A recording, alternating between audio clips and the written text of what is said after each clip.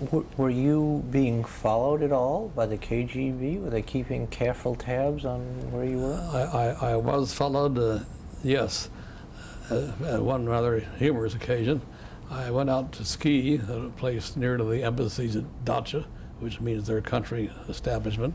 I was being followed by the woman assigned to follow me. She had a car, which meant she had a person of high rank. So when I went out to the ski area, she followed me. When I went skiing, she went skiing. So then we skied together. It's very unusual to ski together with the person assigned to spy on you. Then after we finished skiing, I decided to go into the nearby American dacha, the country place, which is very secretive, very carefully guarded, always carefully debugged, and never had any Russian official in it. Nevertheless, I made the mistake, rather foolishly, of inviting her to come into the dacha for a few minutes, and she did. The minute she entered, all conversation stopped. Everyone could tell just by the aura of her identity, namely KGB. I took her out shortly, but she had a big feather in her cap. She could tell her associates that she had been into the American embassy dacha, had talked to important foreign officials, and really had accomplished a real coup. A big feather in her cap. That was a mistake I made that probably paid off later, because I had trouble with the KGB at a later date, serious trouble, and it could be that she came to my rescue in court, with a friend in court. I'm not sure, but it could be that mistake in bringing her into the dacha paid off at a later time. What kind of trouble did you have? Did I have? Yes, with the KGB later on. I don't want to get into details. I had reason to smuggle a girl into the embassy at night. I went up the back steps to see the man I wanted to see in the embassy, the one that she wanted to see. I succeeded in that. I'm sure the girl was not detected by the KGB going in or out of the embassy, because she was curled up on the floor of the back of my car, so that no guards could see her as I drove in. Nevertheless, next day she called weeping and said they called me last night and told me if I again entered the American embassy, I will be treated accordingly, which means imprisonment. So I was discovered, and the fact that I'd broken down the internal security of the Russian system was bad for me too. And I talked to the military attaché of the embassy, Colonel Faymanville, and he took a dull view. He said, "You may be in serious trouble. I will check on you the next several days to see if you're around." Well, I was, and it may be that the girl that I invited into the dacha became my friend in court when the hearing, so to speak, undoubtedly came up the following day. What did the Russians hope to, what kind of television did they have in mind? What did they want to use their system for? For the same thing we did, except probably with a greater emphasis on propaganda than on entertainment. But the same kind of thing. And they were very smart when they had their first 200 receivers. We furnished 200 ourselves, made in this country, before they began to making them over there. They put them not only in the homes of prominent and wealthy Russians, which they did, but also in school auditoriums and other public places, so the public could see television for the first time in its life, and see that Russia was, again, after all, the greatest nation in the world because it had television. These were used for public benefit, for propaganda benefit, not just in the homes of the wealthy. Did they say they were the only country in the world that had television? No, but they made that out. They managed to refrain from saying the television that came from abroad. Do you remember what kinds of things they were broadcasting? Were they broadcasting ballet or music? Ballet, dancing, other kinds of acting, plays, that sort of thing, which they did very well. The Russians, after all, have been pretty good at ballet for a long time, and they could put on programs better than we could from the very beginning. Some of the programs I saw were better than I'd ever seen in this country at that time. Amazing. So there were 200 sets in Moscow, solely in Moscow. You didn't set up a transmitter anyplace else? No. Sole transmitter? No. And there wasn't repeating at this point? There was no network at this point? So. No. What, you had occasion to visit Zworykin's sister. Tell us that story. Yes, he had a sister who was an MD and a very cultured person, therefore, and well educated and so forth. But like all people in that category, she was in trouble. Anybody with a good education under Stalin was suspect by him, preferably shot, but if not shot, at least imprisoned or closely controlled. So she was in that category. She had to live in considerable poverty. She had what amounted to a half room. Anyway, I had promised work and that I would try to call her the sister if it could be done safely. He warned me about that. So I established contact with her. We drove the car, my friend and I, to about a half mile from where she was. We walked the rest of the way. We weren't supposed to drive the car near to her. We got to her. She was absolutely flabbergasted and pleased and wept to hear about her famous brother, to hear that he was all right. Very happy. But at the time we left, she wept again and said, "Don't come again. It's not safe. I can't take the risk of having you come here again." Very, very sad situation. What kind of circumstances was she living? Well, we'd call it a half room. It's certainly smaller than ordinary rooms, and that's her whole life. Her bed, everything was there in that room. What she was doing in the medical profession, I don't really know. What do you think the America's interest was in selling this? Was this strictly a business deal, or was there an interest that this country had in helping Russia set up its television system? It could have been both. I don't know the actual expressed view of the State Department. It may have been, yes, do this, and to establish better rapport with the Russians, and this will help do it. So carry through on this contract. That may have been their viewpoint. I think it was, but I'm not certain. Well, I know that certainly when we were over there and we had very close rapport and great friendship with the people in the embassy, they were terribly lonely because they weren't able to speak to Russians, and we would have been lonely without them. So we and the embassy people got together very intimately. I practically became an embassy personnel, but I found that all of them were glad that the Russians were putting in television. They thought it was a good thing toward world communication. Did you ever come close to seeing Stalin? No, I did come close several times to seeing Maxim Litvinov, the Commissar of Foreign Affairs. Had dinner with him and so forth, and he reported right to Stalin, but I never did have direct contact with Stalin. And was he fascinated by television and what it could be? Yes, yes, he was. Did they have a sense of how important television would be? Do you think even then? I have to imagine they did. Maybe not fully. I mean, we didn't fully appreciate it in this country either at that time. You came back what year? 1938. So you came back in time for the RCA exhibit at the World's Fair. Did you go visit the exhibit? Yes, yes. What do you recall of the RCA exhibit there? Well, I recall that Sarnov's, what you might call a formal introduction of TV to the United States citizenry, took place there, and it was indeed very impressive. Were you there that day that Sarnov made that speech? No, not that very day. But the words you still remember?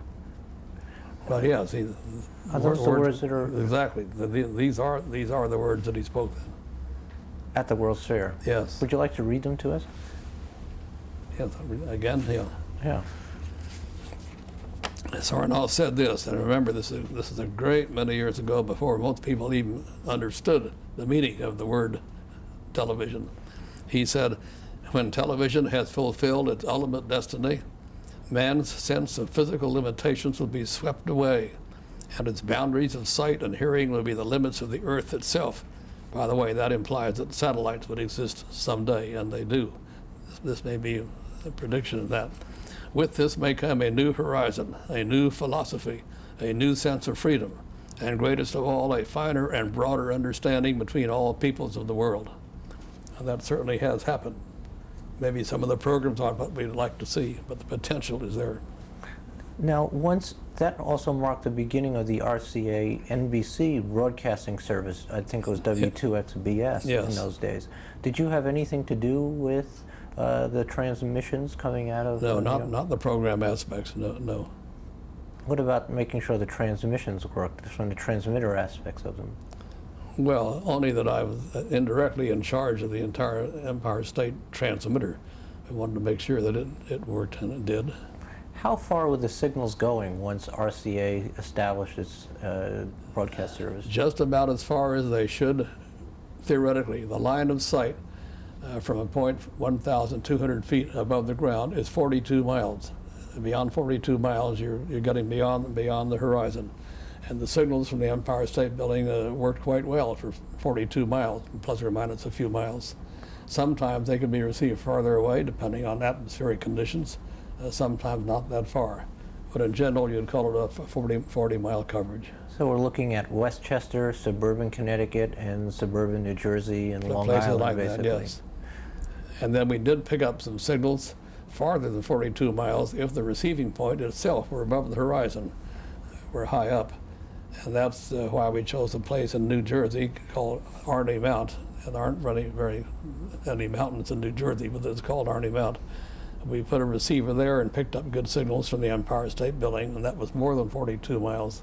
Then we could transmit from there down to Camden, and that probably was the world's first microwave transmission circuit, which is used very commonly today to connect TV transmitters to all parts of the country. Really, the first repeater station, is that Yes. correct? Yes. So with that, you can then repeat your signal and network it up and down the coast, That's or wherever right. you And, want and it this to go. may have been the first one of those.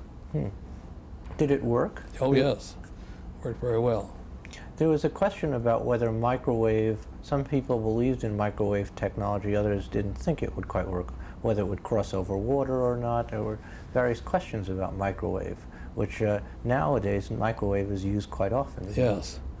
Now, with good microwave antennas to make the beam fairly sharp, and with very appropriate receivers that are quite sensitive, microwaves are quite successful. They transmit a high quality signal for a considerable distance, as long as the line of sight permits.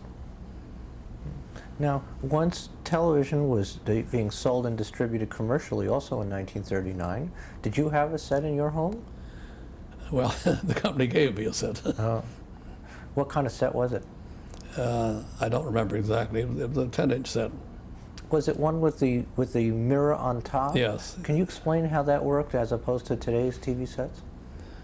Well, in order to see the picture properly, you had to have it fairly high above the floor, because these pictures were small, and so they simply put the television picture tube was aimed upward, but against a mirror, and you would look into the mirror and see the tube.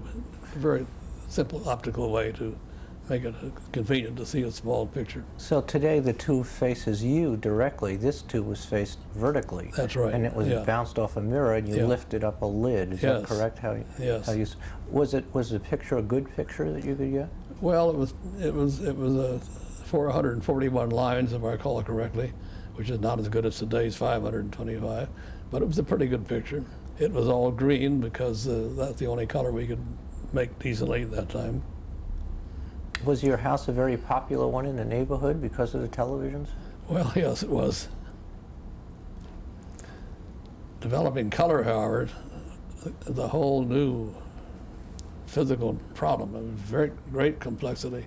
The development of the color tube was one of the major achievements of electronics in the world's history. Did you work on that color deal at all? No, but I worked with all the people who did, but I didn't do the work myself.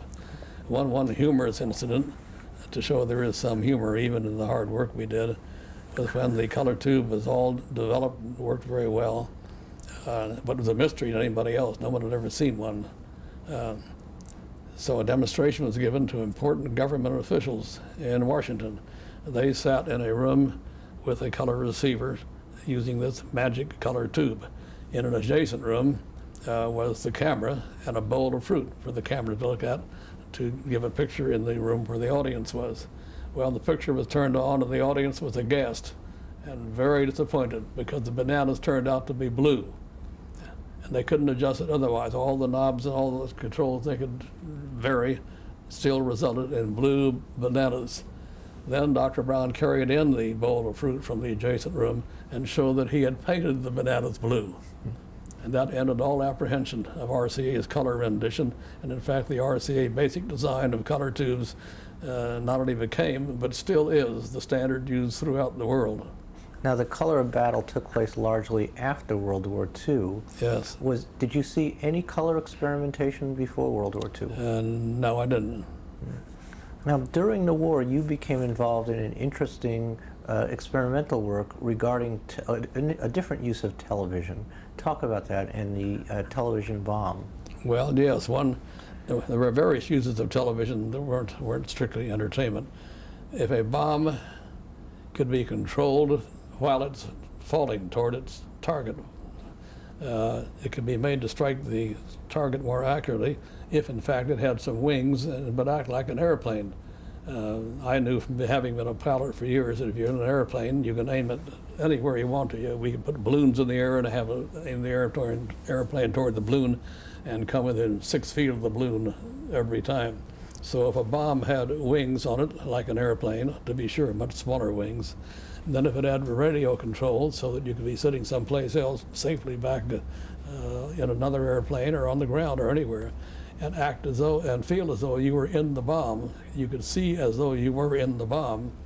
You could then direct the bomb, if it would only have a little bit of aerofoil, a little bit of wing space, to be controlled. So a bomb with a television camera to show what it's approaching, to show the target, and a radio control system, something like toy airplanes have now. You can control toy airplanes. You can control it from a remote point. You can then fly the bomb right to the target with tremendous accuracy. Compared bombs that you drop and can't control or vary after they're once left the plane. Who conceived of this idea? I do not know. It's a worker came to me with it first of all and put me in charge of developing that sort of thing, but he didn't claim that he conceived it. I think someone else did. He called it a television torpedo, not knowing any better word to use. Did you actually test out? Oh yes, I went to an aircraft manufacturer. I had them make a little airplane with about 6 foot wingspread, much bigger than a bomb would have, but enough for running tests, and equipped it with television and a parachute so that we could have the thing land and try it again and again and again to run tests. And the bomb wouldn't normally have to have a parachute. So I had that made by a local company. And we ran tests out at what was called Muroc Lake at that time in California, a tremendous big dry lake, now it's known as the Edwards Air Force Base. We had tests run out there and we would drop this thing and it didn't work well at first at all. Later on we got to where it worked well, and also the parachute worked and allowed it to land gently and could use it again. Was it ever used during the war? I think that's you'd call it the smart bomb used in the Desert Storm War. And so this was the beginning of it that you worked on? Yes, it takes a long time from the beginning to the utilization. Now, did the work on the torpedo plane also inspire the efforts to build a better camera tube? Was it important to have a better camera tube than one that existed already? Well, that wasn't the reason. There was always a reason to have a better camera tube, and that wasn't the only reason. But you needed a better camera tube too. Yes. Did you do any other work, TV-related work during the war? Not quite that directly tied into TV. This same technology, by the way, of guiding a missile by remote control was used when the equipment was installed in a couple of obsolete bombers to be scrapped. Old bombers in the war that had been used up, and put TV in them, and you could fly them into a cave. Let's say the Chinese, in one case, had a lot of people hidden away in a cave. You could fly the thing right into the cave, which was done. So that wasn't exactly a bomb. That was a disabled, obsolete airplane. But using the same technology, yes. Though. And these things were also used in those during the war. Wow. But as you said, was there any other research related that you worked on, or at that point during the war, that was related to TV? I can't think of one right now. Now, I've heard a story from another RCA employee when they accidentally heard about the atom bomb. Were you were you there when that story came back about what was going on out there? I heard part of it. I had so-called Q clearance, that's atomic energy clearance, but I did not get intimately at all into the atomic bomb development. But I knew it was going on. I knew some of the people who were there. And I was not too surprised when they finally came out with success. Did they use any television technology on that bomb? Oh, I'm sure they did. I'm not familiar, but I'm sure they did. And in case of one island where they conducted some experiments, they could not visit the island. No person could go near it for a long time. It was radioactive, but we could fly TV cameras over the island, and the Navy did, and got very good pictures of what the damage was and what had happened, even though they were photographing deadly radiation sources. Did your television transmission work continue after the war? Did you continue to work on it, or did it end by then? No, I got into other things at that time. You were aware, though, of the battle for color TV, which was really a massive Absolutely. battle. A fantastic battle involving a great many people and a great many brains and a great deal of collaboration of a type you don't often see between human beings. It worked out very well, but it was very difficult. Describe for a second what exactly it was. There was a CBS system and an NBC, an RCA system, is that correct? That's about what it was, yes. The CBS system, devised by a man named Peter Goldmark, with the revolving discs, we thought was impractical, and now it's very obvious that it would have been impractical had it been adopted. But it had a lot of pressure behind it, a lot of CBS and Goldmark pressure, and the FCC, being rather ignorant about technical matters, saw a nice, beautiful picture one time, to them beautiful, produced by this complicated mechanical means. They decided to make that the standard for the country. This made it very, very difficult for us to promote and develop and promote our electronic system. And when the Supreme Court finally backed up the FCC decision to standardize on the other method, then we had the Supreme Court to fight. And that wasn't easy. But we did win. We had this humorous occasion that I mentioned of the color tube and the blue bananas. Various things happened, and we ended up winning lock, stock, and barrel. The FCC backed down completely from their original decision. Because RCA produced an all-electronic color television tube. Yeah. And this was about what year, would you say?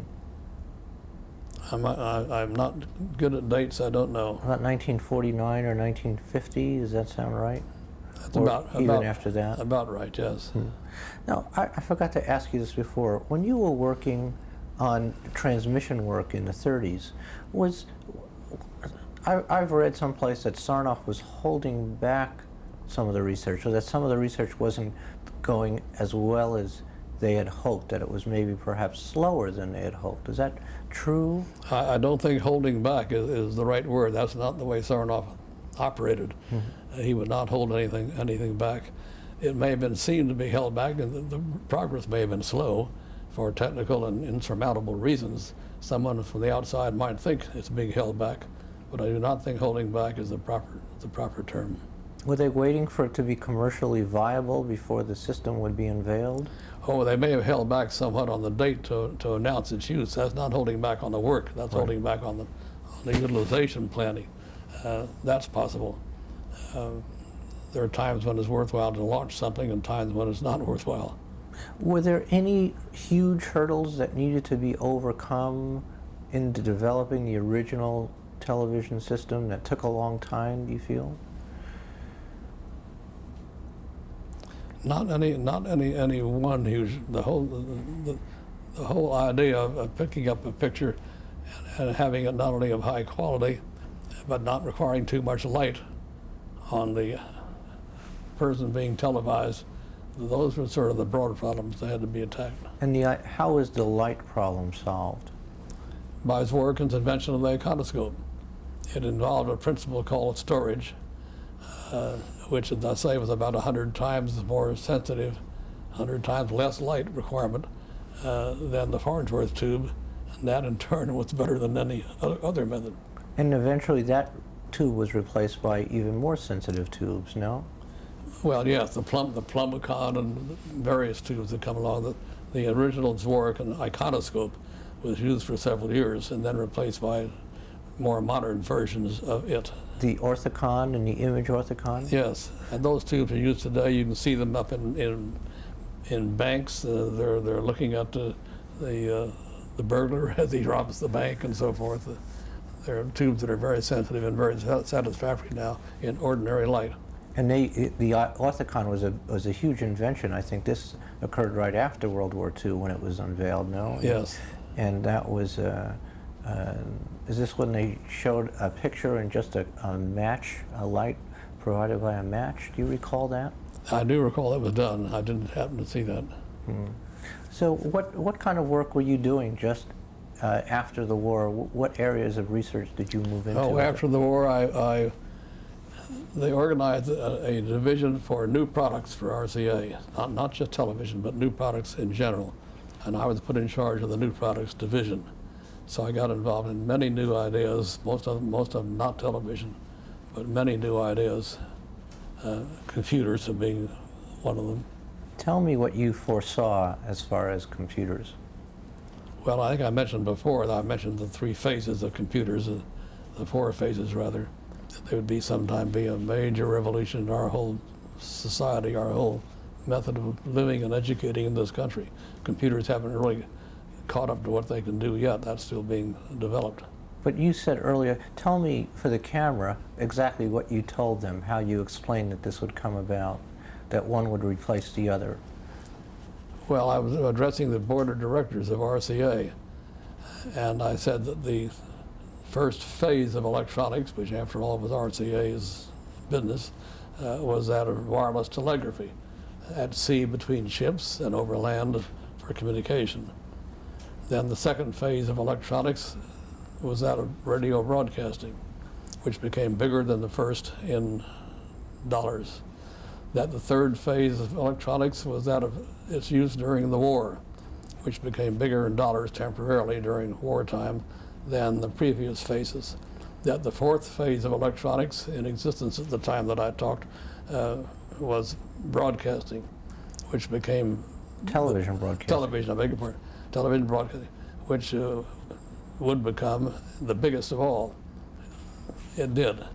And I said the fifth phase will be that of computers, a whole new revolution in our culture, and that is taking place. What year was this when you told them this, or what era generally? When was it? Yes, this was about I have to guess at this, 65. A long time ago. Yes. Right.